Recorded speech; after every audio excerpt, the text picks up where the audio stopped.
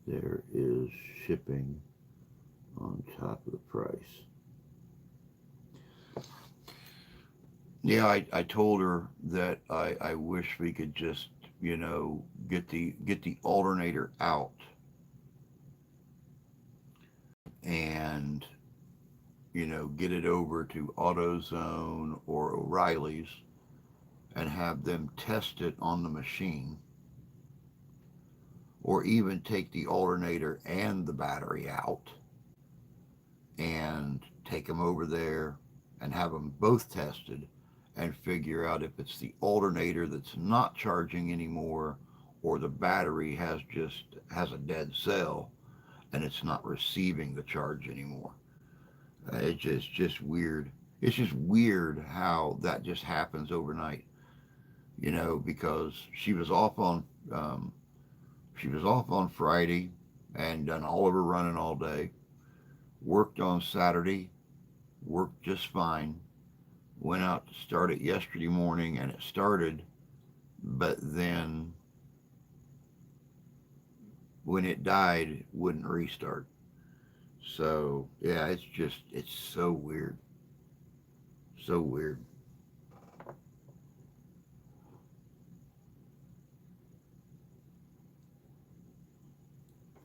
2003 Ford Explorer.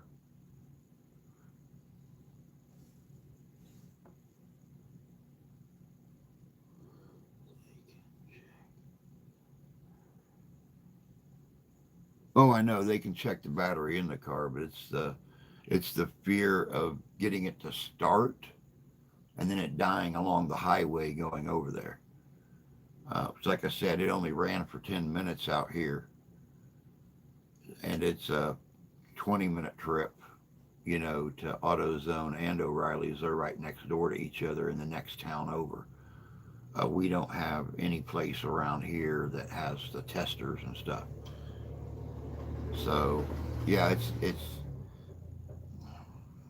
would be safer to just take them out and have someone take her over there or take us over there and have them tested and know then what the issue is. Because our luck, she'd get it jumped and start going down the highway, and then it'd just die going down the highway, and then she's stuck along the highway somewhere. So, yeah, not worth the risk.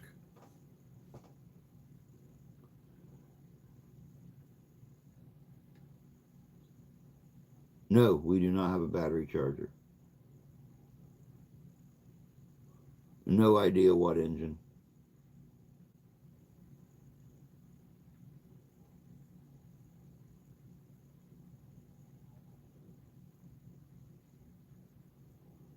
105 with no core at Rock Auto.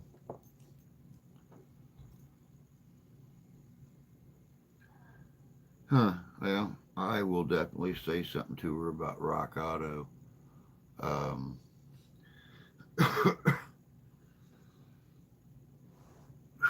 Man, I hate bending over this desk to read. That hurts.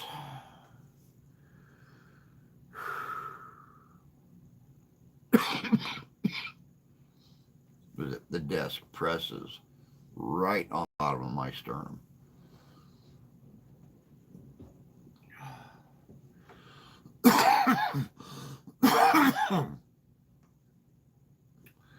Oh, that hurts.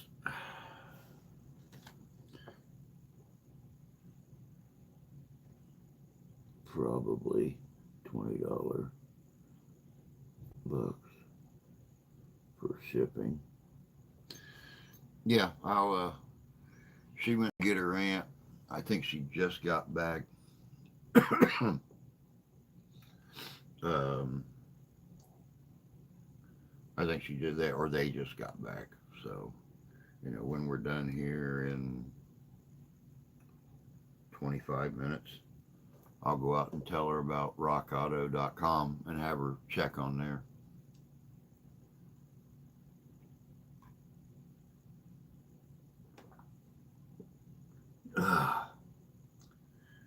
I just can't believe how quickly these things break down. At least when we get sick, we have some kind of symptom or sign or something that tells us we're getting sick. Um, not to, not a damn car. Oh, little orange kittens must have got in. I hear the wife out here yelling at them. Them little boogers. I opened the door this morning to go out and start the aunt and uncle's truck because they let her bring it home last night. I went out to start this morning. I had all four uh, outside kitties hanging off the screen guard on the door. Lifted all the way up, looking in the top glass. Let us in, let us in. It's cold out here. Shit. Oh, it's 13 degrees out here. Let us in, let us in. Two of them managed to get in. They went right back out. Oh yeah, I hear her yelling at them. These little turds got in the house real quick. They come. It's funny too because they come in here, they get a drink of water out of the little kitty fountain out in the kitchen, and then they find a heater vent and lay on it. They don't run from you. They don't do anything. They find a heater vent. They crawl up on top of it, block off the entire vent. It's funny because we got one vent in the kitchen under the sink. We got one just around the doorway, just around the corner in the living room, and then we got one on the opposite side of the living room by the cat tower. And those are the three spots that you'll find them in. Now, when all four of them get in, then you have two in the living room, one in the kitchen, and one in the bathroom, laying right in front of the vent under the vanity. So yeah, um, they know where they go. I mean, we keep them fed outside, so they're not overly concerned with going to the food bowl. But they go for the water bowl and they go straight for the heater vent.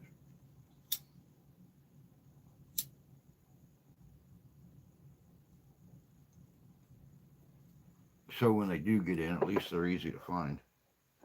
Oh, I still had 3/4 of a cigar there. Damn.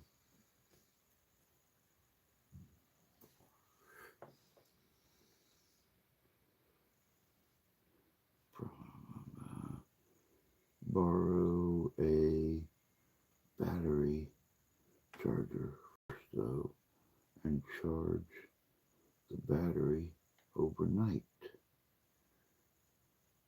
The brutal cold spell is hard on batteries. See, we had one of those really cool jump boxes. Um, it had the little plugs for phones and stuff in it, and uh, that. And her niece had an issue with her car, and we let her borrow it. And when she sold the car, we think she sold the jump box in the back of the car. So she says she returned it to us, but it went right in the floorboard behind the driver's seat, and it was never returned back there. So yeah, kind of like our folding beach chairs that we use in the summertime. I think we're still missing a couple of those. Kind of like all the tools that I used to have that are gone now. Saws, circular saws, miter saws, wrenches, screwdrivers, nail starters. Tried to get our damn, tried to get our power drill, our battery powered drill, and we managed to get that back. But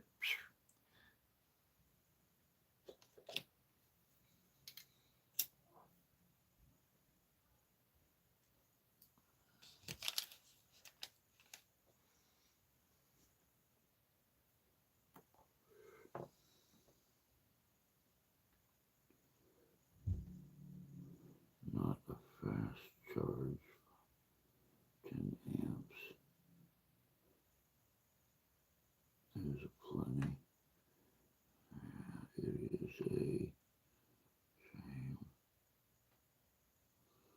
wooden stuff? I didn't used to. My kids were always, they would do what they needed to do right there at my house. So I didn't ever have to lend anything. Over here, don't have much say in things. But yeah, at least when I lend my tables, my folding tables and stuff that I use at the conventions, at least when I lend those out, it is to the older generation, and they return them within a day or so, or first phone call. Hey, I need to get that back. Um, they bring it right back over. So yeah, what do you do?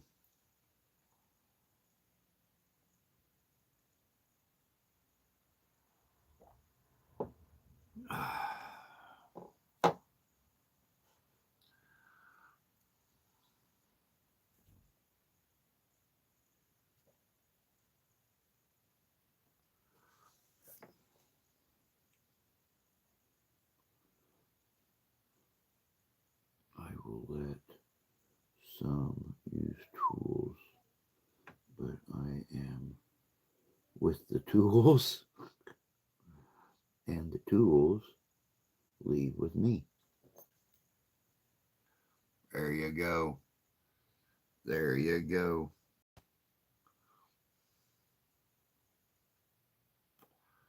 I just think it's funny, especially with her son. He used some of my tools when he was building the back deck out here. Of course, he had his tool caddy and his tool bags and his toolbox on the truck and everything else. But when he finished everything and packed up, um, everything was intermixed. So he had no clue what was his and what was ours, which is how our um, power drill slash electric screwdriver wound up in his tool bag.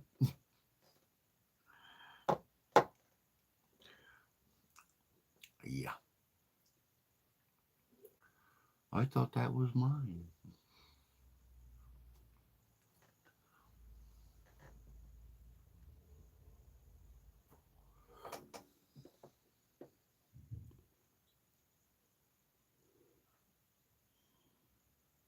As mechanic in former life, I have some specific tools that most would never consider having. See, it was the same way with the old man, and he finally got smart. He had one of those real big Matco toolboxes um, in the garage, and he took a silver paint pen, and when he laid his tools, after he cleaned his tools up, and he laid them back on the black um, foam liner that was in there, he would trace them with a silver paint pen. And after we moved out, my sister and I, and we would go back out to the country, out to the farm to work on something. Before you left, he would go through and he would check and make sure that you wiped all the tools down, polished them back up, and that all of them were there, and there were no empty outlines in any of the drawers. So yeah, that's how he solved that problem with disappearing uh, thingamaboppers.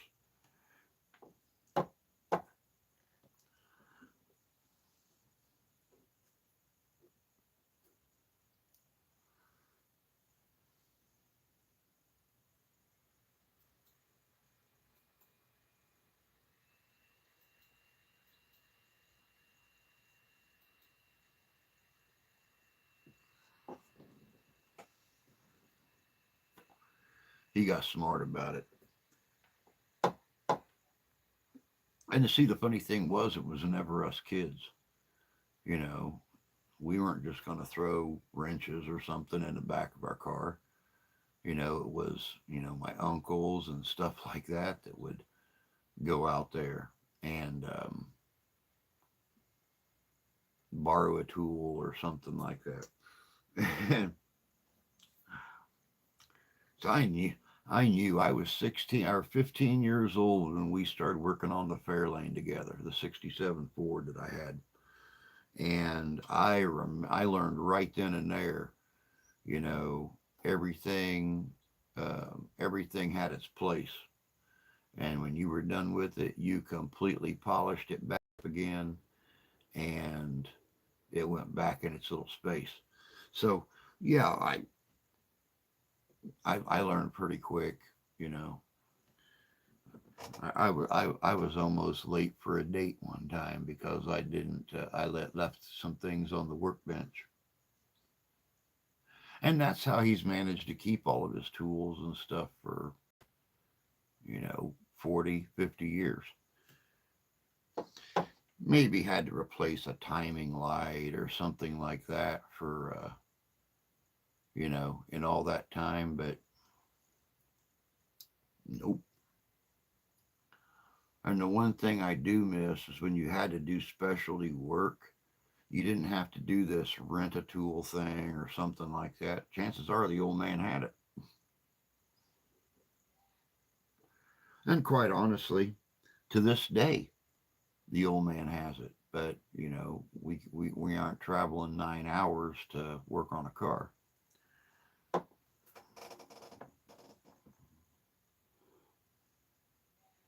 I actually got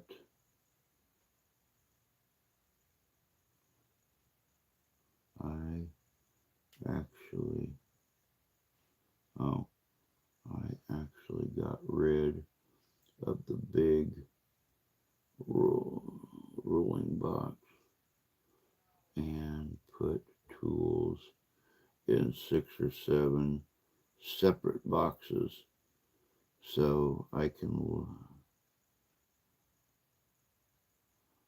load them in vehicle. That makes sense. I see I can still get an incredible amount of typos in a single comment. No, I don't have to rent or borrow tools. Rid of the big.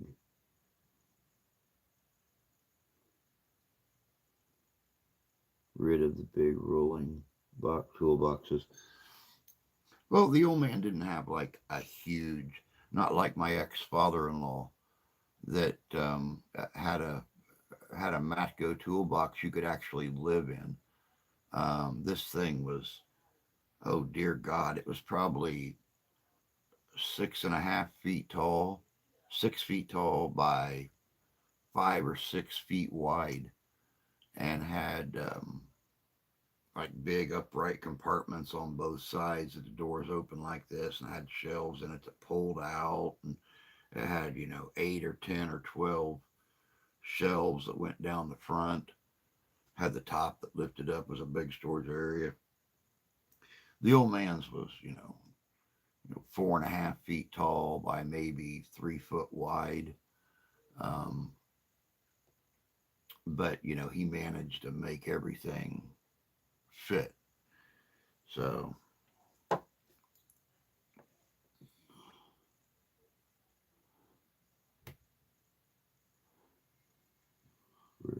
okay.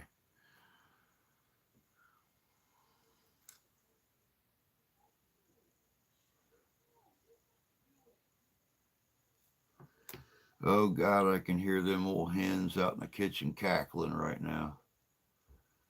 I don't know who's worse between her and her aunt. Of course, her aunt's only 4 foot tall, but man, she is a spitfire. For 75 years old, she is a spitfire. I think I'm going to stay in here. I think I'll send her a text and tell her to look at Rock Auto. Because I forgot I said something to her aunt yesterday about, because her aunt, I said something and her aunt said she was gonna kick me in the butt when she saw me today, and I told her I was just gonna stand on a chair so she couldn't reach me, and that just fueled the fire. So yeah, I think I might just stay in here or maybe sneak in the bedroom to watch TV or something. She's scary. She is a scary little woman. Not safe. I don't know how her old man survives.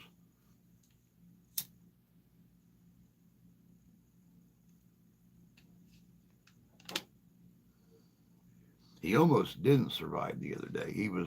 He works uptown at one of the cafes and was taking trash out the back door, and they had salted the steps and stuff in the back, and it was so cold that as the snow or as the ice melted, it refroze. And he was walking out the back door, thought it would be safe, and slipped on the steps and wound up cracking 3 ribs. Um, so how in the name of God he has survived with her as his nurse, I will never know. Of course, he spent 2 days in the hospital to get diagnosed, but he had to go home to her, and that the thought of that is scary. I mean, I know he's still alive because I talk to him on occasion. So, but yeah, terrifying little woman.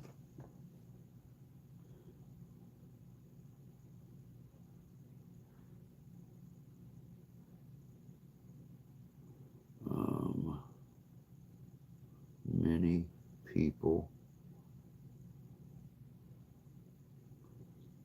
might look down on Harbor Freight, not had issues with their stuff besides screwdrivers.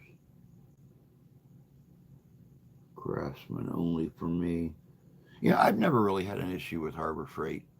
Um, Now their screwdrivers, yeah, no, no, no, no. When you go to really try to break something loose or to tighten something down really tight, the the the screwdriver blade spins in the handle.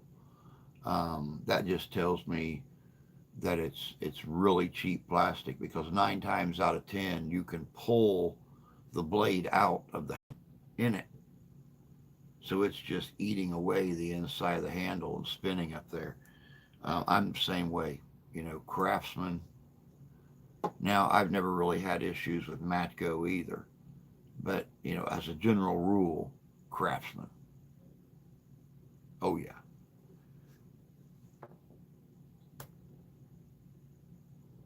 Um, yeah, people sometimes screwdriver, yeah, yeah, people don't realize that salt is only good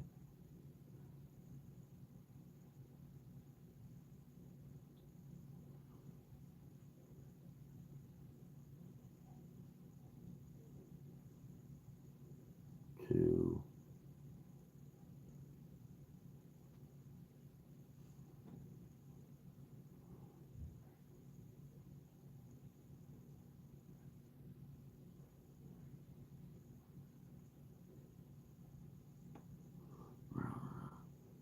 um, any drivers will not last and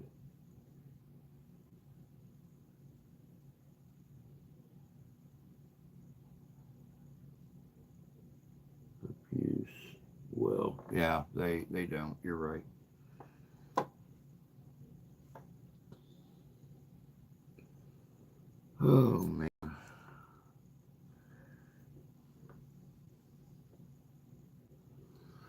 I guess while my eye's good, I probably should stay in here and get the videos done for this week. I've got one of them done at least. The Wednesday video for um, the other channel. I've still got to do the Friday um, podcast for the other channel and the video for this channel. Because I don't take for granted with these things um, day for day. So, I might as well take advantage of the fact that it's a little bit better today than it's been for the last 3 days and stay in here and work today. I don't really want to because this desk chair is really starting to hurt my back. But, BOOHOO.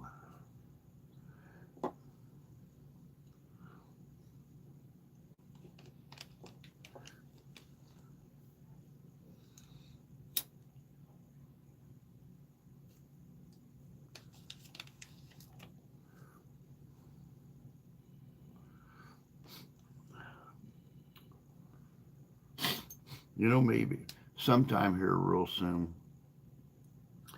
I might just have to sit down and do the history of hand tools.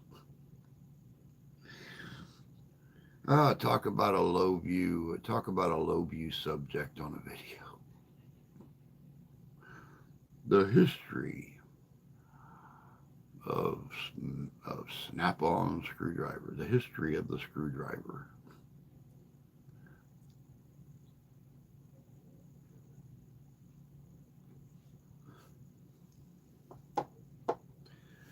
I do know that sometime here real soon I have to let my sci-fi geek come out and do the history of Star Trek. This is the 60th year for Star Trek, and again the 250th anniversary of the United States. So, those are two of them that I do have to do sometime in the next, 10 and a half months or something like that. Do.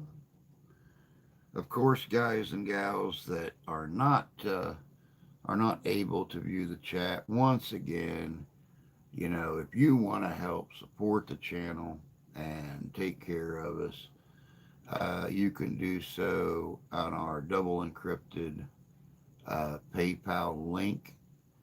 That is www.paypal.me/MrHistory2020. The link is in the description below. It all stays within the channels. So, you don't got to worry about it buying me a cheeseburger. God, I miss cheeseburgers. We actually hamburger was on sale when the wife went to the store 2 days ago, and it was $7.99 a pound on sale. So yeah, it's like $2 cheaper a pound. Still, $4 more expensive than it was 6 months ago. But, $2 cheaper on the pound than it was a week ago. God, I miss cheeseburgers. Turkey burgers just do not cut it. The consistency, the flavor, the collar, bleh. God. I get this disability thing rolling. I think that's the first thing I'm going to do is go out and buy about 25 pounds of hamburger and separate it up into 2-pound packs and put it in the freezer. Then I'm buying it. I want a bloody damn cheeseburger. Man can't be raised on turkey and chicken and pork chops. Gonna get scurvy or something.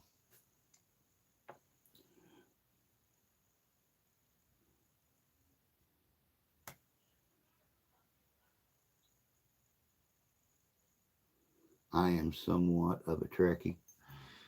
I grew up watching the old show, the original. I've been there for the beginning of the Next Generation, for DS9, for Voyager. You know, I was there to watch Picard on Paramount. I watched Below Decks. I even started watching the other series on Paramount, and then we had to shut off all the excess channels because we couldn't afford them, and we lost Paramount here just a couple months before Starfleet Academy came out. And I've been seeing clips, and of course, their resident teenage Klingon is a TikToker, um, and I've been watching him on TikTok go behind the scenes and introduce you to the crew and do clips from the show and stuff like that. And it looks very interesting. Looks very cool. So I'm just glad Robert Picardo came back as the Doctor. Um, I liked him. I've actually met him at a convention in Indianapolis. I belonged to a Star Trek fan group several years ago, and the young man that was in our group was actually studying. He was going to nursing school, and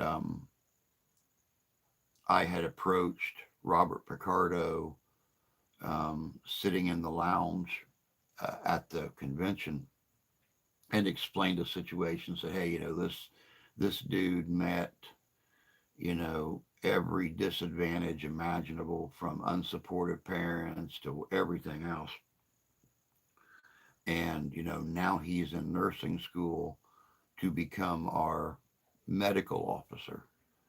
And we printed up this certificate of promotion for him, and I was wondering if you could present it to him. And he was gracious enough to, "Oh, that's amazing. This kid sounds great. I'd love to meet him." Da, da, da, da. And he actually came to the room and sat down and spoke to the kid. And it was just, I mean, it was amazing. I love Robert Picardo. He's a great individual, he's a great actor. And I'm really glad he's in Starfleet Academy now. I love to see him continuously doing a character that he loves to do.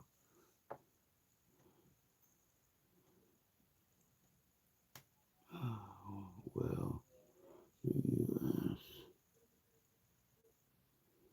Farm Report is saying the herd is beginning to be rebuilt. So in a year or so, I like the J.J. Abrams. Yeah, I did too. I liked it too. J.J. Abrams done a good job. They're still teasing around with one more. Um, I don't know. We'll see this year. Um, I don't know. We'll see. We'll see. And see, I don't get the U.S. Farm Report thing. We have an abundance of cattle here in Michigan. And my old boss at the brewery, her dad is a cattle farmer out in Colorado. And they have got an abundance of cattle that they can't sell. They're trying to sell it. And the same here. And it was just here a few weeks ago that the governor was up in Canada talking about how we're buying Canadian cattle and then paying the tariffs on it, which is what's making our meat prices so high. But the meat prices are only super high in opposing states. In the Republican led states, meat prices are down. My mom and dad are paying a quarter, not on sale, average price. They're paying, a quarter of what we are here in a blue state. And it dumps. Indiana, we go down to central Indiana, we could get ground beef, 279 or 299, 359 a pound, and just depending upon where we go. But we can't afford a 6 hour round trip to go to central Indiana to get the beef. We can't afford the time to go to central Indiana. But it's just amazing. I talk to people all over the country. We have followers in California. We have followers in Virginia. We have followers in West Virginia. We have followers in Kentucky. We have followers in Indiana. We have followers in Michigan. And it seems like every blue state, it is 3 or 4 times a pound what it is in a red state. It's just so weird. It's weird. U.S. cattle herd has been all record lows for 3 years due to the drought in Texas regions. I did 2 hours to get the beef I bought. It isn't quite like that here. Yeah, I was just talking to my sister the other day. I'm going to make this point. I'm going to get off here. It's after 10. But I was just talking to my sister the other day. She's an hour and a half away from here and down in Indiana. And she paid $3.49 a pound for ground beef. Not on sale, regular price. It's $2.99 a pound on sale. And that's the same thing my mom and dad's paying in Tennessee. But up here in Michigan, just an hour and a half north, it's $9.99 a pound, not on sale, and right around $7.99 a pound on sale. So, yeah, it makes no sense to me. But it's that time, guys. I am out of here. I am going to get to work on this week's Friday videos for this channel and the other one. Video for here, the podcast for the other channel. So, as long as my health maintains, we will be here again on, as you can tell, I'm kind of dry and everything right now. But we will be here next Monday, week from today, and we'll do it all over again. What did we say here, Tony? It is around $3.50 at the Walmart, but $5 at Dollar General.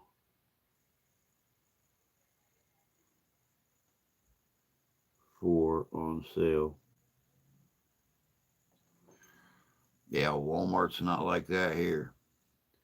The wife looked at a 10-pound roll at Walmart online. She didn't travel that, 45-minute one way, 40-minute one way. She looked online at Walmart and it was 59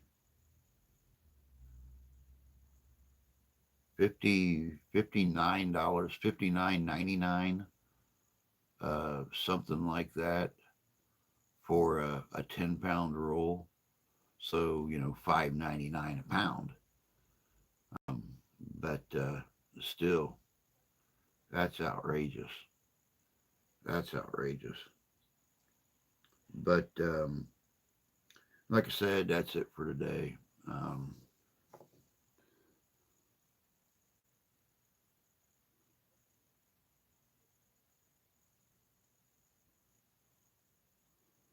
There's something with Michigan.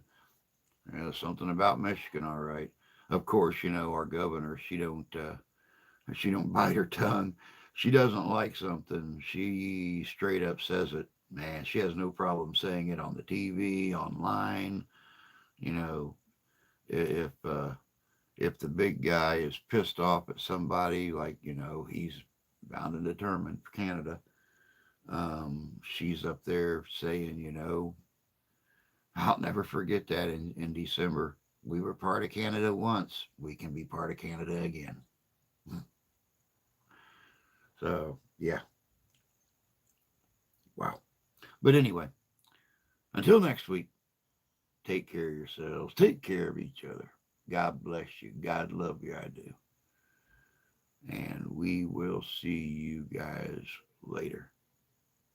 Y'all take care. Have a good week. We'll see you next Monday.